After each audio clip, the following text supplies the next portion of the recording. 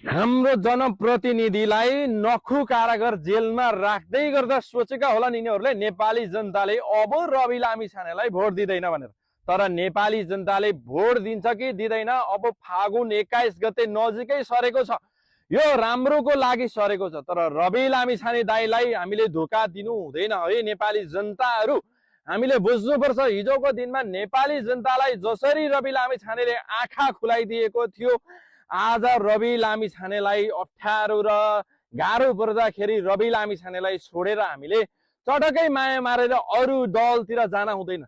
दल त यसरी खोलिएको छ, जेन्जी आन्दोलन पछाडि उसले पनि दल खोल्ने, उसले पनि दल खोल्ने, उसले दल खोल्ने, मैले दल खोल्ने, चारैजनाले दल खोल्ने भएका छन्, चारैतिर दल खोल्ने भएका छन्।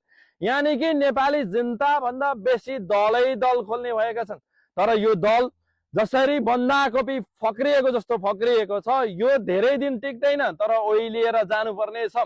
तर चुनाव आउँदैछ आमा बुवा दाजुभाइ तथा दिदीबहिनीहरू, तपाईहरु याद गर्नुहोस् र बोल्नुहोस्, हतियार उठाउनुहोस् हैन, तपाईहरुको मतदान खच्चै ठाउँमा लगाइदिनुहोस्। म यसलाई भोट दिनुहोस् भन्दिन, त्यसलाई भोट दिनुहोस् भन्दिन, यहाँ भोट दिनुहोस् भन्दिन, त्यहाँ भोट दिनुहोस् भन्दिन। तर यति चाहिँ भन्छु, नेकपा एमाले र नेकपा कांग्रेसलाई चाहिँ भोट नदिनुहोस् भनेर भन्छु। म अहिले पनि भन्दैछु, भोलि पनि भन्दैछु।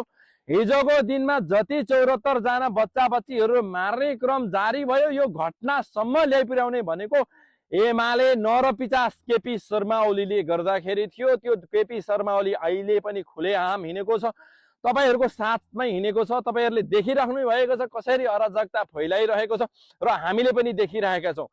अहिले भएको अन्तरिम सरकारलाई शुद्ध पक्रिन नसक्ने गरी दादागिरी देखाइदिएको छ र अर्थमा भन्नुपर्दा अब तपाईहरुको बहुमूल्य भोटले तपाईहरुले साथमा राख्नु भयो भने, देख्नु भयो भने, दिनु भयो भने, जनताले चुन्न जान्नु भयो भने, अब तपाईहरुको साथ र सपोर्ट राष्ट्रिय स्वतन्त्र पार्टीलाई मिल्यो भने यस्ता घुसिया कुकुर हराउटेहरू, जनताको छोराछोरीलाई गोली ठोक्ने मान्छेहरू केही दिन पनि टिक्न सक्दैनन् र केही दिन पनि रहन सक्दैनन्।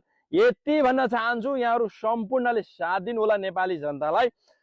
अब हामी एक साथ बहुमत लिएर अगाडि बढ्यौं भने हामीले रवि दाइलाई गुण लगाउन सक्छौं। यति भन्न चाहन्छु यहाँहरू सम्पूर्ण